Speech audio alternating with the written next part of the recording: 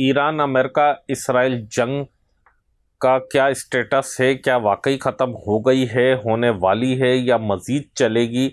क्या पाकिस्तान का इसमें कोई किरदार है या महज जिस तरह इंडिया की मीडिया कहता रहा कि एक मैसेंजर की हैसियत है? क्या वाकई मैसेंजर की हैसियत है या कोई गारंटी भी पाकिस्तान देने और लेने की पोजीशन में है? पाकिस्तान की इस वक्त क्या पोजीशन है अमेरिका जैसे ताकतवर मुल्क के आगे और ईरान जैसे इस्लामी पड़ोसी के आगे, उसके अलावा गल्फ़ के आगे, जहाँ से पाकिस्तान का बहुत माली मामला भी वाबस्ता हैं? जाहिर सी बात है, यह कोई झूठ या वो बात नहीं है, हकीकत अपनी जगह पर। इस सूरत हाल में पाकिस्तान का क्या किरदार है, ये सारी चीज़ें आज हम बात करेंगे। आपसे गुजारिश है कि चैनल को लाइक करके सब्सक्राइब करें, बेल आइकन को प्रेस करें, कमेंट बॉक्स में राय अपनी ज़रूर दीजिएगा कि आपको प्रोग्राम कैसा लगा। बहुत शुक्रिया जुल्फ़िकार अली बब्बर की जानिब से। अस्सलाम वालेकुम तमाम फैमिली मेम्बरान को।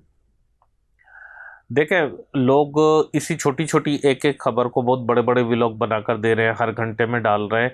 उससे व्यूज़ भी मिल जाते हैं, सनसनी भी आ जाती है और अफरा तफरी भी हो जाती है, लेकिन लोग डिप्रेशन में चले जाते हैं, लोग परेशानी में चले जाते हैं। अगर आप बहुत बड़े बड़े यूट्यूबर्स को उठाकर देखें तो आप हैरान हो जाएंगे। उनका एक प्रोग्राम देखें और दूसरा देखें तो बिल्कुल यकसानियत नहीं होगी। एक तरफ वो कहेंगे कि ईरान ने बड़ा हमला कर दिया, दूसरी तरफ कहेंगे कि अमेरिका का बड़ा हमला, तीसरी तरफ कहेंगे इसराइल ने मुज़ाकरात से इनकार कर दिया, फिर थोड़ी देर में कहेंगे जंग की बड़ी तैयारियां, अमन हो गया, ये हो गया, ये हुआ, वो हुआ, सनसनी फैलाने के लिए। खैर, मैं ये कहना से इससे थोड़ा सा दूर रहा, जिसका मुझे बहुत नुकसान भी हुआ। मेरी रीच गिर गई इन दिनों और ये सारी के सारी चीज़ें हुई। इस वक्त स्टेटस ये है कि तकरीबन ऑलमोस्ट अमेरिका और ईरान के मामला तय हो चुके हैं। अलबत्ता इसराइल के मामला तय नहीं हुए हैं, लेकिन उसको शट ऑफ कर दी है अमेरिका ने। और डोनाल्ड ट्रंप का जैसा मिजाज है, आपको पता है कि उन्होंने बिल्कुल नेतन्याहू को सख्ती से मना किया है कि आप ना सिर्फ ईरान बल्कि लबनान पर भी आप कोई अटैक नहीं करेंगे। फ़िलहाल तक ये पोजीशन है और इन सारी बातों के लिए पाकिस्तान ने एग्री किया है। पाकिस्तान को इंडिया जैसे मुल्क बेशक कम करने के लिए या कम दिखाने के लिए बहुत सी बातें कह रहे हैं कि ये मैसेंजर है, ये यूं है, ये यूं है, लेकिन हकीकत ये है कि पाकिस्तान ने जितना बड़ा काम करके दिखाया है, डोनाल्ड ट्रंप जैसे इंसान के लिए जो बात किसी की सुनते नहीं है, बहुत बड़ी बात है, अपने आप में बहुत बड़ी बात है, ये कोई मामूली बात नहीं है। उसकी वजह मैं आपको समझा देता हूँ कि ये शख्स एक तो किसी की सुनता नहीं, अपनी अपनी करता है। आपको याद होगा 2025 उस टाइम पर भी जब ये हमला करना चाह रहे थे, एक हमला किया था, तो जब हमारे फील्ड मार्शल आसिम मुनीर की मुलाकात हुई थी वाइट हाउस में, तो जब इनके सामने वो बात रखी गई और अमेरिका ये चाहता था कि पाकिस्तान अपने अड्डे और अपनी ज़मीन दे अमेरिका को इस्तेमाल के लिए, तो उन्होंने ना सिर्फ ज़मीन और अड्डे देने से मना किया था, बल्कि उन्होंने जंग करने से भी मना किया था। और डोनाल्ड ट्रंप को समझाने की कोशिश की थी कि ये जंग हमारे लिए तो फ़ायदेमंद नहीं है, ईरान के लिए तो नुकसानदेह है, लेकिन ये जंग अमेरिका के लिए भी नुकसानदेह है, ये जंग डोनाल्ड ट्रंप के लिए भी फ़ायदेमंद नहीं है। ये बात हमारे field marshal general Asim Munir ने उस वक्त भी उनको समझाई थी। और आपको याद होगा कि उस टाइम पर भी डोनाल्ड ट्रंप ने कहा था कि ये ईरान के मामलात को बहुत बेहतर अंदाज में समझते हैं। तो आज जब ये सूरत हाल हुई तो उनको वो बात याद थी, इसीलिए उन्होंने पाकिस्तान को, शहबाज शरीफ को और फील्ड मार्शल को बड़ी अहम किरदार अदा की करने का मौका दिया। और ईरान को भी ज़ाहिर पता था कि पिछले वाली जंग जो 12 दिन चली थी, उसमें भी पाकिस्तान ने बहुत सपोर्ट किया था ईरान को। और जो लोग नहीं जानते तो उनको मैं बताता चलूँ कि पाकिस्तान की वजह से वो जंग भी रुकी थी। बहुत पसे पर्दा पाकिस्तान ने इस पे सपोर्ट किया था।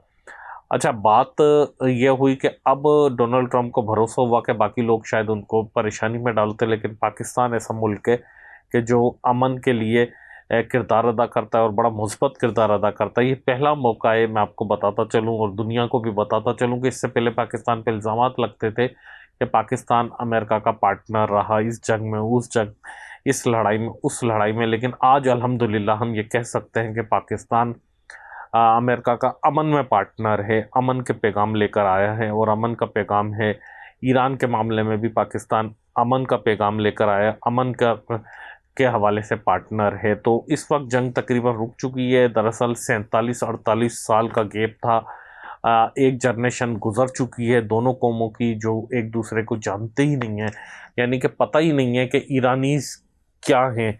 ये अमेरिकन को नहीं पता, ईरानीज को नहीं पता कि अमेरिका कितना बड़ा मुल्क हो गया।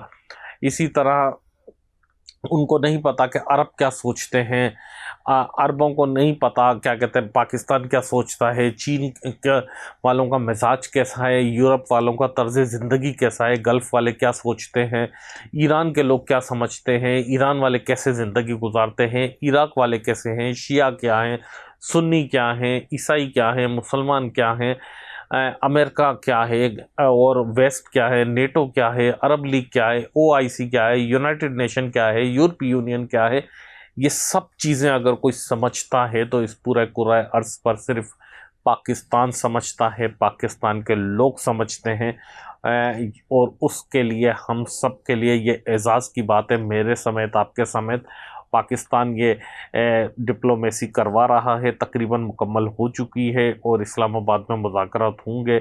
चाहे डोनाल्ड ट्रंप करें दस्तखत या जेडी वेंस करें दस्तखत, हमारे को ज़्यादा फ़र्क नहीं पड़ता। हमारे लिए इतना ही काफ़ी है कि अमेरिका के टॉप लीडर, वो भी ऐसे टाइम पर वॉर जोन में, उन्होंने पाकिस्तान का इंतखाब किया, पाकिस्तान में एक ही महीने में 2 विज़िट हुए। इसी तरह ईरान के टॉप लीडरशिप जो इस वक्त पूरी दुनिया से कटी हुई थी, उस वक्त पाकिस्तान में एक मरतबा नहीं 2 मरतबा आई, जब वो किसी पर भरोसा नहीं कर रहे थे। इसी तरह पाकिस्तान को यह एहसास हासिल रहा कि कोई भी फ़ौरन जो है जंग लगने के बाद पहला ऑफिशियल जो है हमारे फील्ड मार्शल आसिम मुनीर गए वहाँ पर, और उन्होंने जो है वहाँ पर ईरानीज़ के साथ मुलाकात की और ईरानीज़ को जो है अमन का पैगाम पहुँचाया और ईरानीज़ ने उन पर भरोसा किया। नहीं तो ज़ाहिर है जो हमारा फील्ड मार्शल था तो उसकी आपको पता है कि सिक्योरिटी लाइव लोकेशन पाकिस्तान के जीएचक्यू से ज़ाहिर मॉनिटर होती है।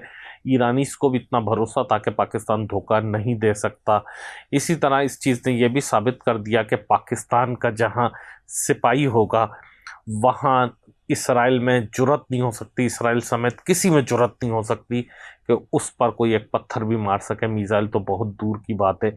ये वो वार जोन है कि कभी सऊदी अरब, कभी यूएई, कभी ईरान, कभी अमेरिका, कभी इसराइल, कभी लबनान का हमला कर रहा है। आप देखें इस इलाके में 3 ऐसी मिलिटेंट जो है ऑर्गेनाइजेशंस हैं जो कि नॉन गवर्नमेंट है, हिजबुल्लाह है और हमास है और हुतीज़ हैं, जो कि किसी गवर्नमेंट के ऑफिशियल नहीं, अपनी मर्ज़ी से चलते हैं।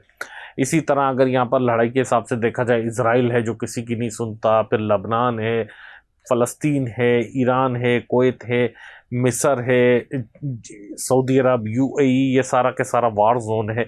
यहाँ पर वो आराम से होकर रहकर अपने मामला तय करके पाकिस्तान का नाम रोशन करके और वापस जो है पाकिस्तान में खैर खैरियत से आ गए। अमेरिका का पैगाम पहुंचाया, यकीनी तौर पर पहुंचाया, इसमें कोई बुरी बात नहीं है, कोई ढकी छुपी बात नहीं है।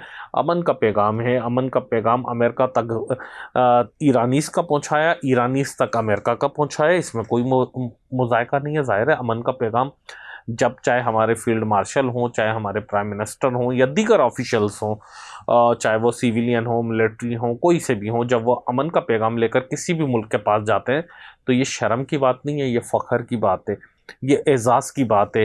ये दीनी लिहाज से भी बहुत अच्छा काम हो रहा है, इस्लामी लिहाज से भी बहुत अच्छा काम हो रहा है, दुनिया के कवानीन के हिसाब से यूनाइटेड नेशन के हवाले से भी बहुत अच्छा काम हो रहा है। ओआईसी, यूरोपीय यूनियन, नेटो, किसी भी इत्तेहाद को आप देख लें उसके चार्टर्ड के हिसाब से बहुत अच्छा काम हो रहा है। अखलाकी तौर पर, रियासती तौर पर, लोकल सतह पर, हर लिहाज से इसको कोई बुरा नहीं कह सकता सिवाय गोदी मीडिया के। वो तो कहेंगे बुरा, और उनको बुरा कहने के लिए शायद बहुत सारा वर्क करना पड़ रहा है, सोचना पड़ रहा है कि किस चीज़ पर करें।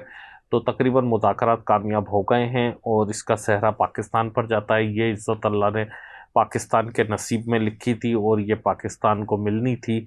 और कहते हैं ना कि जब लोग अपनी ज़ात से बढ़कर अपने इदारे का सोचते हैं तो वो इदारे तरक्की करते हैं, लेकिन जब अपने इदारों से भी बढ़कर अपने मुल्क का सोचते हैं तो फिर वो मुल्क तरक्की करते हैं, वो कौमें तरक्की करती हैं।